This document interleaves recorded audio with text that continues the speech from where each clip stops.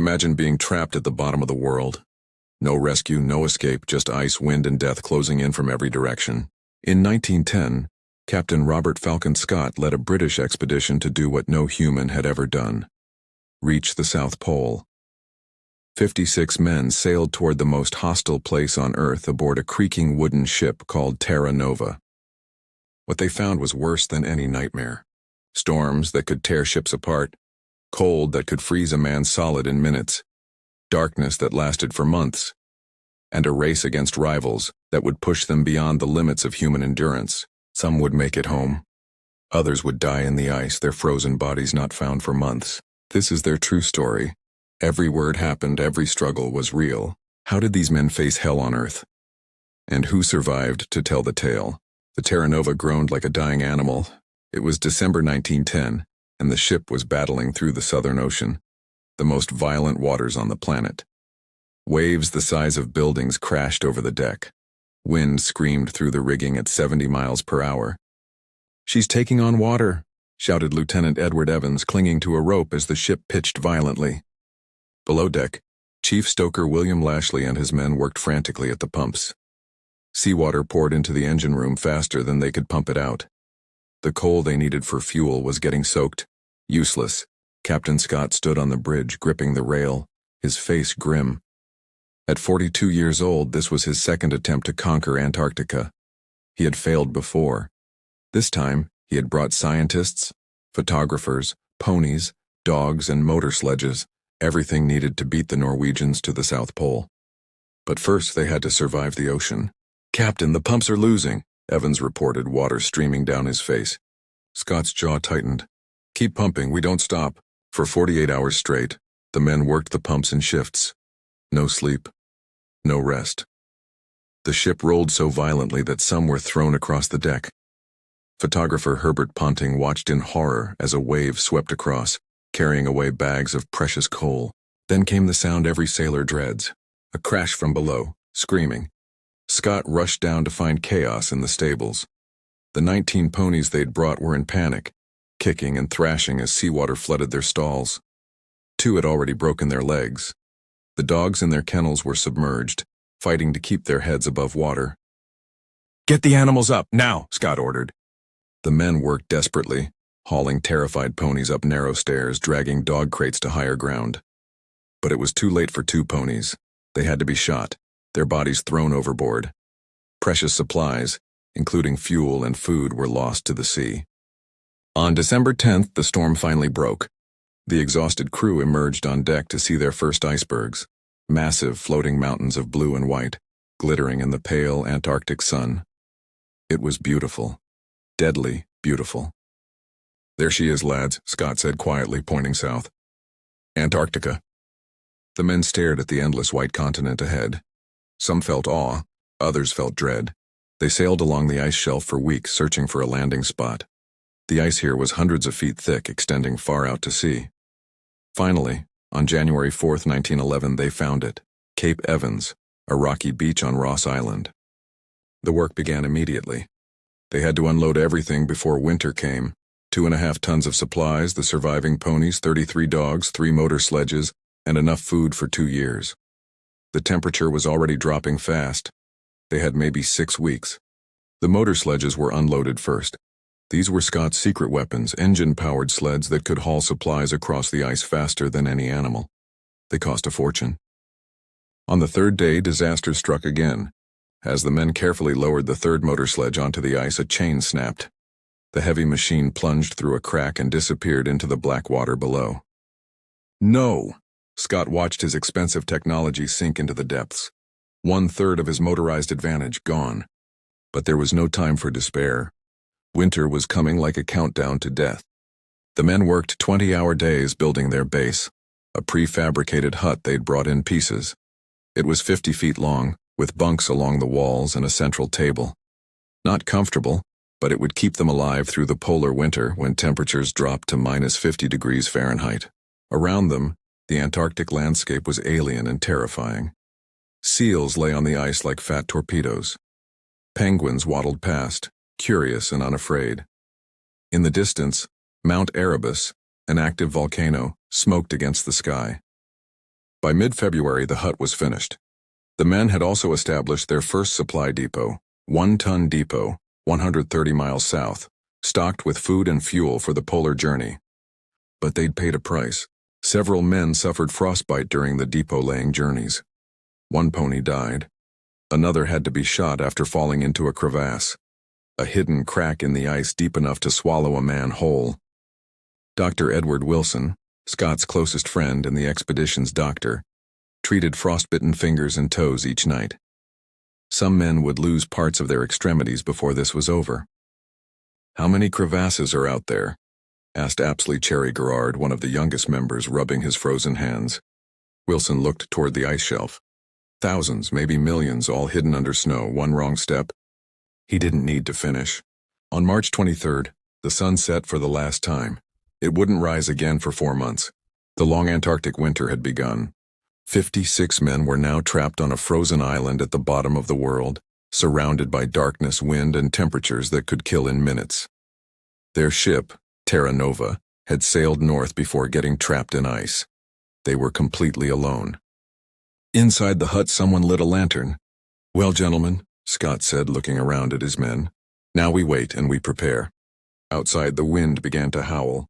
The wind never stopped. For 4 months, the men of the Terra Nova Expedition lived in a wooden hut, while outside, Antarctic blizzards raged with winds over 100 miles per hour. The temperature plunged to minus 77 degrees Fahrenheit, cold enough to freeze human skin in seconds. Inside Cape Evans' hut, 25 men tried to stay sane. The hut was divided into 2 sections. Officers and scientists occupied one end, with Scott's cubicle in the corner where he wrote in his journal every night. The seamen and support crew lived at the other end, separated by a wall of supply crates. "Day 43 of darkness," wrote Apsley Cherry Garrard in his diary. "I'm forgetting what the sun looks like." To survive the psychological torture of endless night, Scott established a strict routine. Wake at 8 a.m., breakfast of porridge and tea, scientific work, studying weather, ice samples, marine biology, lunch at 1 p.m., more work, dinner at 6 p.m., then lectures, games, reading, and singing until bed at 11 p.m. But routine couldn't stop the cold. Every morning, the men woke to find their breath had frozen into ice crystals on the walls. Their sleeping bags were rigid with frost. Getting dressed meant forcing frozen feet into frozen boots. "I can't feel my toes anymore," muttered Bernard Day, the motor engineer, rubbing his feet desperately. "You still have toes," replied Patrick Keohane, one of the Irish seamen. "That's something." Dark humor kept them alive. Dr. Wilson and the scientists made incredible discoveries during the winter. They studied seals, measured ice thickness, and recorded weather patterns. Biologist Edward Nelson dredged the ocean floor through holes cut in the ice, pulling up bizarre creatures that had never been seen before. Fish with antifreeze in their blood, translucent shrimp, alien-looking worms. "Life exists even here," Wilson marveled, examining a strange jellyfish. "In the coldest, darkest water on Earth." But the winter had horrors too. In late June, 3 men volunteered for what would become known as the worst journey in the world. Wilson, Cherry Garrard, and Henry Bertie Bowers wanted to collect emperor penguin eggs from Cape Crozier, a colony 67 miles away through total darkness, across deadly ice, in the middle of winter.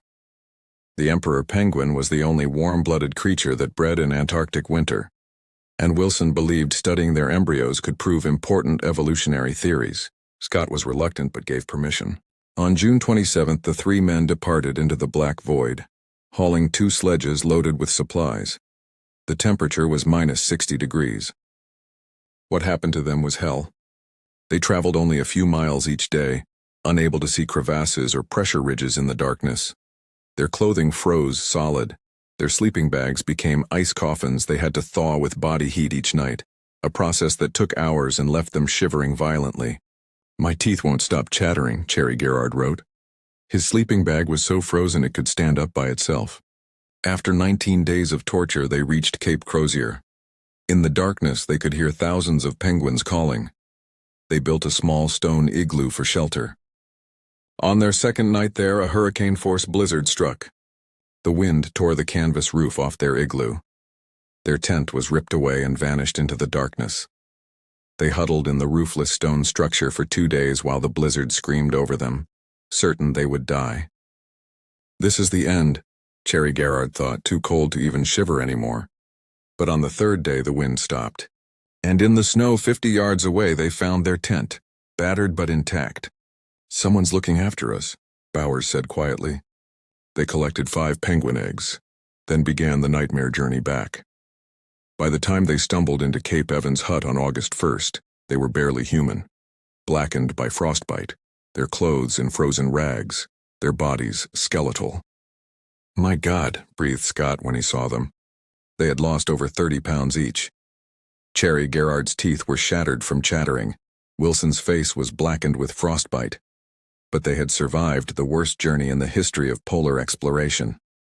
"Was it worth it?" someone asked. Wilson held up the precious eggs. "Science requires sacrifice." The sun finally returned on August 22nd. After 4 months of darkness, that first sliver of light over the horizon brought tears to hardened men's eyes. They were still alive. Now came the final preparations for the polar journey. Scott's plan was to use 3 teams. The motor sledges would go first, laying supplies. The dog teams would follow. Then the pony team would haul the heaviest loads.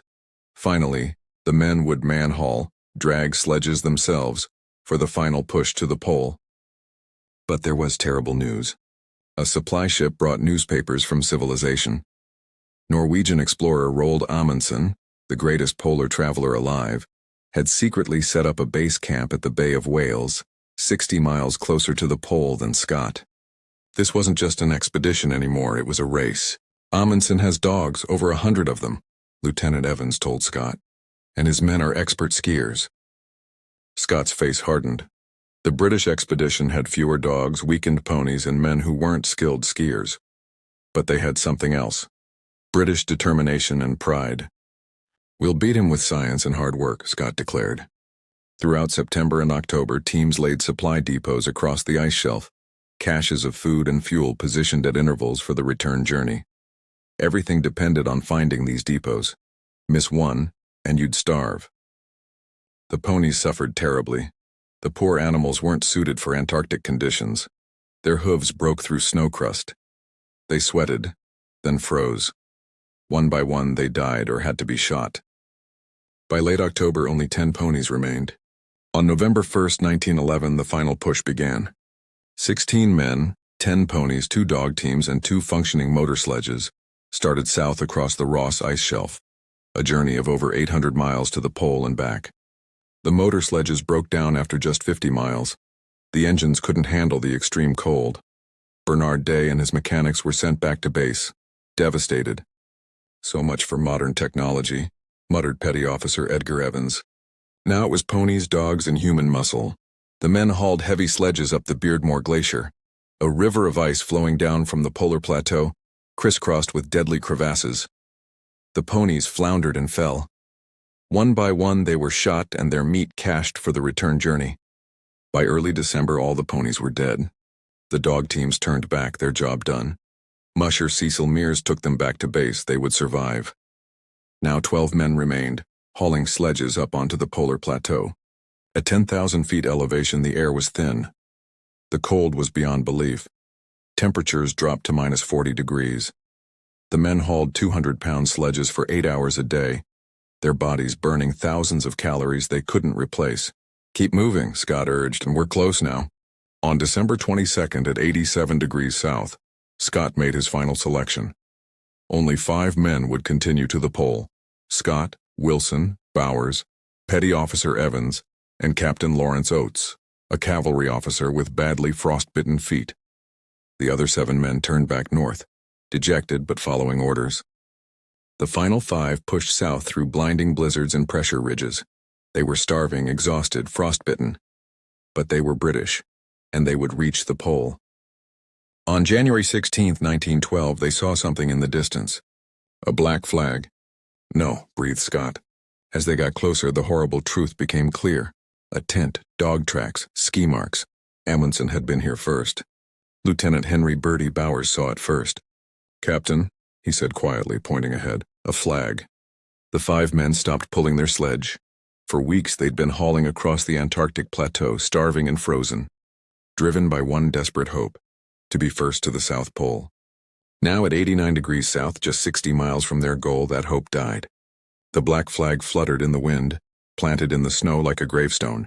Captain Scott stared at it, his face turning to stone. The Norwegians. Dr. Wilson put a hand on his friend's shoulder but said nothing. What could he say? They trudged forward in silence. Each step was agony. The men were hauling a 200-pound sledge at 10,000 feet elevation in minus 40-degree cold.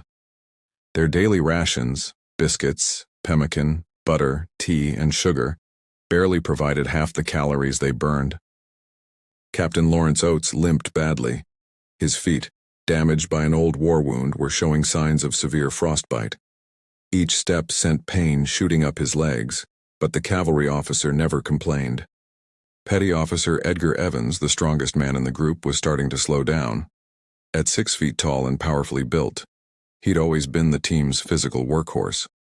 But now he seemed confused, distant.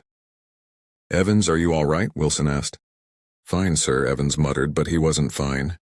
Over the next days they passed more signs of Norwegian success: dog tracks, ski marks, supply caches. Each one was a knife in their hearts. On January 17, 1912, they reached the South Pole. A Norwegian tent stood at the exact spot with another flag flying above it. Roald Amundsen had beaten them by 34 days. "Great God," Scott wrote in his journal that night. "This is an awful place." Inside the tent, Amundsen had left a letter addressed to Scott, and another to be delivered to the King of Norway, just in case the Norwegian team died on their return. It was a polite but devastating message. We were here first. The 5 British men stood at the bottom of the world, knowing they'd lost everything they'd sacrificed for. The glory, the achievement, the reason for all this suffering, gone. "We'll photograph the moment," Scott said grimly, "for the record." Bowers set up the camera. The famous photograph shows 5 men standing by the Norwegian tent, their faces dark with disappointment, their bodies slumped with exhaustion. No smiles. No celebration. Just defeat. "Right," Scott said. "Now we go home." But the Antarctic had one more horror waiting for them. The return journey started well enough. They collected rock samples from the Beardmore Glacier, geological specimens proving Antarctica was once connected to other continents. Scott insisted on keeping these 35 pounds of rocks despite their weight. Science mattered. But by late January, things began falling apart. The weather turned vicious. Temperatures that should have been rising as summer approached instead plunged to minus 40, sometimes minus 47 degrees. The snow surface became like sand. The sledge runners stuck and dragged, making every mile twice as hard. The men were starving. Their rations, carefully calculated for the journey, weren't enough.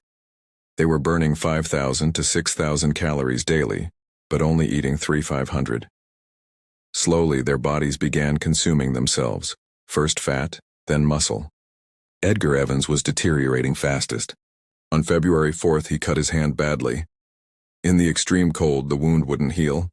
Then he started having falls, stumbling, confused, his speech slurred. "He's hit his head," Wilson told Scott privately. "Possibly more than once. I think he has a brain injury." There was nothing they could do, no hospital, no rescue, just keep moving. By mid-February, Evans could barely walk. The team's pace slowed to a crawl. Every day mattered. They had to reach the next supply depot before their food ran out. On February 17th, at the foot of the Beardmore Glacier, Evans collapsed. "Leave me," he mumbled. "Go on." "We don't leave men behind," Scott said firmly. They got Evans back on his feet and staggered forward. But that night, Evans collapsed again during the march. When the others turned back, they found him on his hands and knees in the snow, gloves off, his hands frozen, his eyes unfocused. "Edgar, what are you doing?" Wilson knelt beside him. Evans looked at him but didn't seem to recognize him. He was dying. They carried him to the tent. Dr. Wilson did what he could, but Evans was too far gone, brain damaged from falls, starving, freezing. At 12:30 a.m. on February 18th, Petty Officer Edgar Evans died. The 4 remaining men buried him in the snow and moved on. Now they were racing death itself. Their food was running critically low. The depots were spaced about 65 miles apart, and they had to reach each one before their supplies ran out. Miss a depot, and they'd starve. Worse, Oates was dying too. His frostbitten feet had turned black. Each morning, Wilson had to help him put on his boots, which were agony on the frozen, gangrenous flesh. "I'm slowing you down," Oates said through gritted teeth. "We stay together," Scott replied. But Oates was right. They were now covering only a few miles per day. The cold was relentless, -40 degrees, with winds that cut through their worn clothing. Their fuel supplies at the depots were mysteriously low, possibly evaporated, possibly miscalculated. Without enough fuel, they couldn't melt snow for water or cook food properly. They were dying of cold, starvation, and thirst in the middle of an ice desert. On March the 2nd, they reached a depot. Their joy turned to horror when they found it was short of fuel and food. "How is this possible?" Scott wrote in his journal, his handwriting shaky. Someone had made a terrible mistake in the depot planning, or the extreme cold had caused more fuel to evaporate than expected. Either way, they didn't have enough to reach the next depot. On March 11th, they camped just 11 miles from One Ton Depot, the largest supply cache, with enough food and fuel to save them. But a blizzard struck. For days the wind howled at hurricane force. They couldn't move. They lay in their sleeping bags, burning their last fuel, eating their last food, waiting for the storm to pass. On March 16th or 17th, Oates could no longer remember which, the cavalry officer made his decision. It was his 32nd birthday. He'd been awake all night, listening to the blizzard, knowing his friends were dying because of him, because he was too slow. In the morning, Oates sat up in his sleeping bag. His feet were black stumps, his hands were frostbitten, but his mind was clear. "I am just going outside," he said calmly, "and maybe sometime." Wilson, Scott, and Bowers knew what he meant. They begged him not to go. But Oates had made up his mind. He crawled out of the tent into the -40-degree blizzard. He didn't take his sleeping bag, he didn't take food. He was going to die so his friends might live. The three men sat in stunned silence as the blizzard swallowed him. Lawrence Oates was never seen again. "We knew it was the act of a brave man and an English gentleman," Scott wrote. But his sacrifice wasn't enough. The three remaining men, Scott, Wilson, and Bowers, pushed on. They were skeletons now, barely able to drag the sledge. They still carried those 35 pounds of rock samples. They still recorded scientific observations. On March 19th, they made it to within 11 miles of One Ton Depot. Then another blizzard struck. For 9 days, they lay trapped in their tent as the storm raged. No fuel left, almost no food. Too weak to move even if the weather cleared. Scott wrote letters, to his wife, to his friends, to the public. His handwriting grew weaker each day. "We are getting weaker, of course, and the end cannot be far," he wrote. "It seems a pity, but I do not think I can write more." Then in his final message to the public, "Had we lived, I should have had a tale to tell of the hardship, endurance, and courage of my companions which would have stirred the heart of every Englishman. These rough notes and our dead bodies must tell the tale." The last dated entry in his journal was March 29, 1912. Then silence. While Scott and his men were dying on the ice shelf, another group was fighting a different battle for survival. 6 men were stranded 250 miles north of Cape Evans, trapped on a strip of rock called Inexpressible Island. They had no supplies, no shelter, and no way home. This is the story no one tells. Lieutenant Victor Campbell led the northern party, geologist Raymond Priestley, surgeon Murray Levick, and 3 seamen, George Abbott, Frank Browning, and Harry Dickinson. Their mission had been to explore the coastline and conduct geological surveys. The ship's captain made a terrible decision: leave them and come back next year. The 6 men watched their ship sail away, abandoning them. "We're stuck here until next summer," Campbell said, trying to sound calm. "That's 9 months. 9 months in Antarctica with no shelter and almost no supplies. They had a tent, a few weeks' worth of food, 6 sleeping bags, basic tools. That was it. The temperature was dropping toward -40 degrees. Winter was coming and they had no hut, no stove, no protection. "We'll dig," Campbell decided. For 2 weeks, the men excavated a cave in a snowdrift on the side of Inexpressible Island. Using ice axes and shovels, they carved out a space 12 feet long, 9 feet wide, and 5 feet high. The ceiling was so low they couldn't stand up. This ice cave would be their home for 6 months of Antarctic winter. "It's not much," Priestley said, looking at the cramped, dark hole. "It's survival," Campbell replied. They lined the floor with rocks to keep their sleeping bags off the ice. They built a small entrance tunnel to keep out wind. They made a stove from an empty biscuit tin, burning seal blubber for heat and light. The blubber created thick black smoke that filled the cave. Within days, every man was coughing, their eyes streaming, their faces blackened with soot. "I'd rather freeze than breathe this filth," Dickinson gasped. But without the blubber stove, they would freeze, so they breathed the smoke. Food became the obsession. They had to hunt or starve. Every few days, men ventured onto the sea ice to kill seals and penguins. It was dangerous work. The ice could crack and swallow you into freezing water. Leopard seals, 12-foot predators with massive teeth, hunted in the area. But they had no choice. "There," Abbott pointed at a Weddell seal lounging on the ice. The men approached carefully.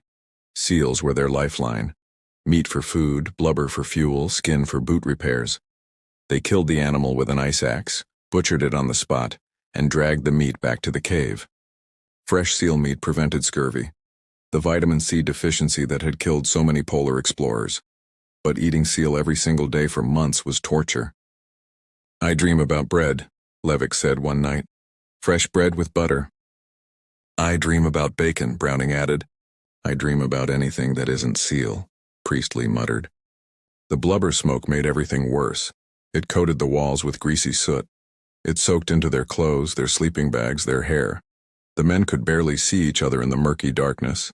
They lived in a cloud of foul-smelling smoke, eating half-raw seal meat, slowly going mad. The cave was infested with lice and parasites from the seal skins. The men scratched constantly, their skin raw and infected. Worse, the weight of accumulated snow on the roof was crushing the cave. The ceiling grew lower each week. By midwinter, there was barely 4 feet of headroom. "One day this is all going to collapse and bury us alive," Dickinson said. No one disagreed. Mentally, they were breaking down. The darkness, the smoke, the cramped quarters. It was like being buried alive. The 6 men could barely move without bumping into each other. They lay in their sleeping bags for 16 hours a day, just to stay warm and conserve energy. "I can't do this anymore," Browning said one night, his voice cracking. "I can't breathe, I can't see, I can't think." Campbell, the leader, knew he had to keep his men together. "We tell stories," he said. "Each man describes his perfect day back home, what you'd eat, where you'd go, who you'd see." So they talked. For hours in the darkness, they described England. Green fields, warm pubs, family dinners, cricket matches. It kept them human. Dr. Levick, the surgeon, did his best to keep everyone healthy. He treated frostbite, infections, and injuries with virtually no medical supplies. When Abbott developed a severe toothache, Levick had to extract the tooth using basic pliers, with no anesthetic, in the dark, smoky cave. Abbott screamed for minutes, but the tooth came out. "Better?" Levick asked. "Better," Abbott gasped, spitting blood. The winter seemed endless. Outside, blizzards screamed across the island for days at a time. Inside, the 6 men lay in their bags, breathing smoke, scratching lice, counting the days. They kept a calendar scratched into the cave wall. Each morning, someone would add a mark.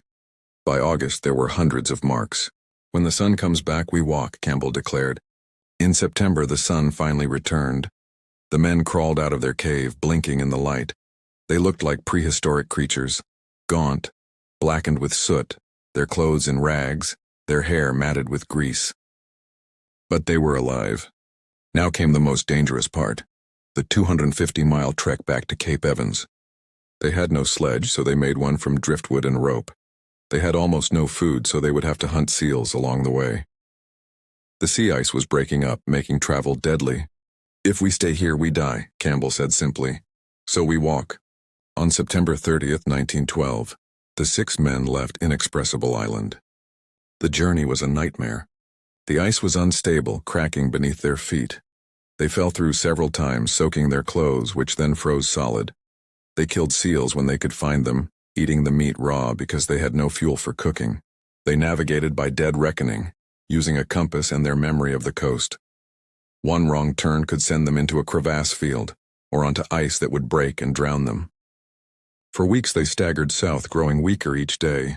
On November 6th, barely alive, they spotted something in the distance. A hut, Cape Evans. They'd made it. As they stumbled toward the base, men came running out. "My God, we thought you were dead," someone shouted. The 6 men of the northern party looked like walking corpses, skeletal, filthy, frostbitten. But they were home. "Where's Captain Scott?" Campbell asked. The faces of the men at the base told him everything. No one spoke. "He's not back yet," someone finally said. But it was November. Scott should have been back months ago. A search party was organized immediately. On November 12th, Surgeon Edward Atkinson led a team south to look for Scott's polar party. They found the tent on November 12, 1912, about 150 miles south of Cape Evans.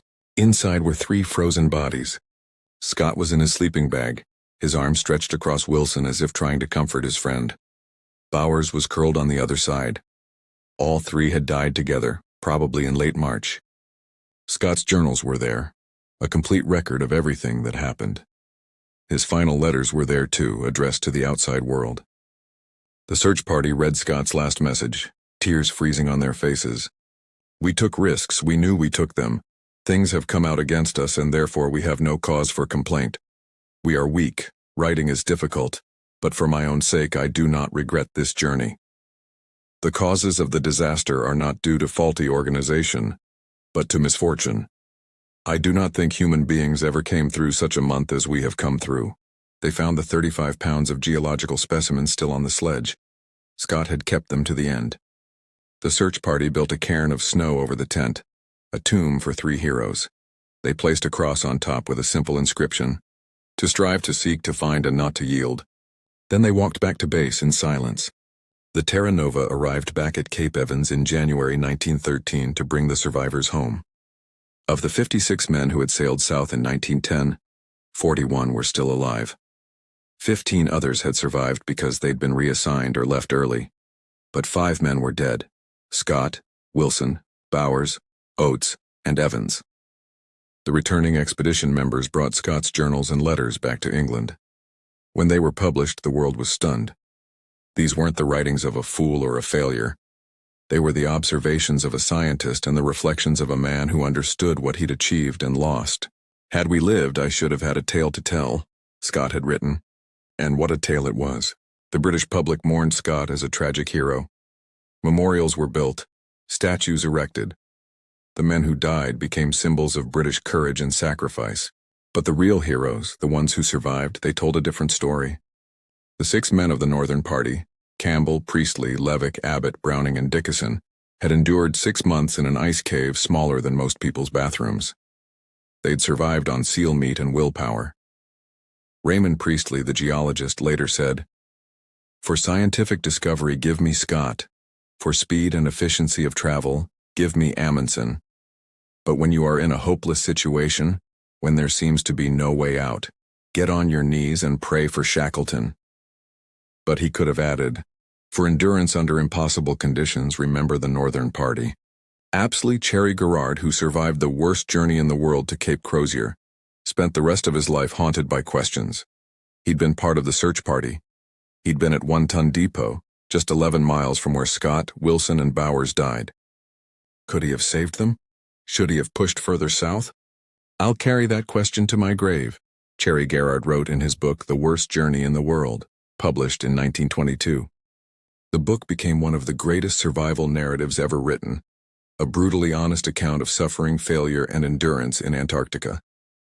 Dr. Edward Atkinson, who led the search party that found Scott's body, wrote, "They died as they had lived, brave, patient, and undaunted." The survivors scattered across the world.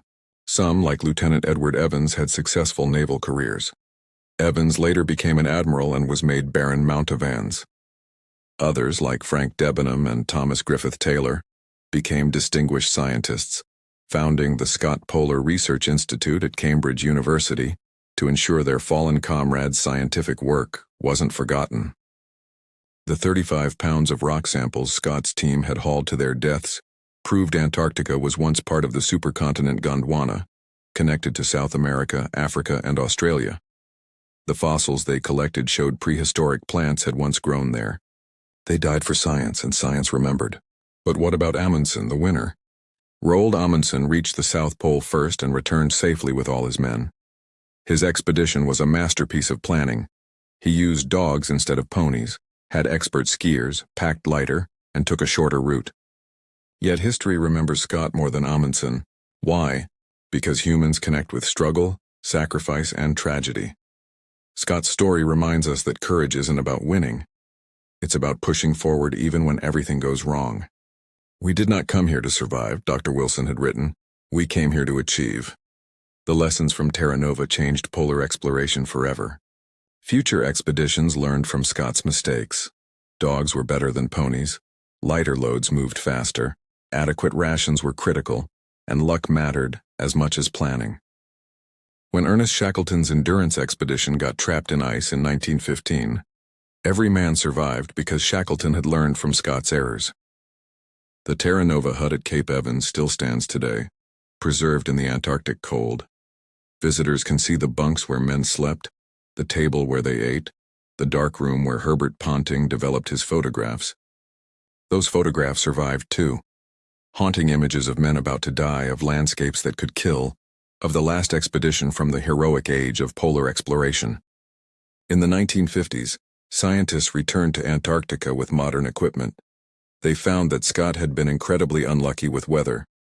The 1912 summer was one of the coldest on record. Even Amundsen later admitted if he'd faced Scott's weather conditions, he might have died too. But Scott also made critical mistakes. He chose ponies over dogs despite advice. He took too many men on the final polar push. His rations were inadequate. His fuel depots were poorly stocked. Yet despite everything, he and his men collected scientific data until their last days. They kept detailed journals. They preserved rock samples. They maintained dignity and humanity in the face of death.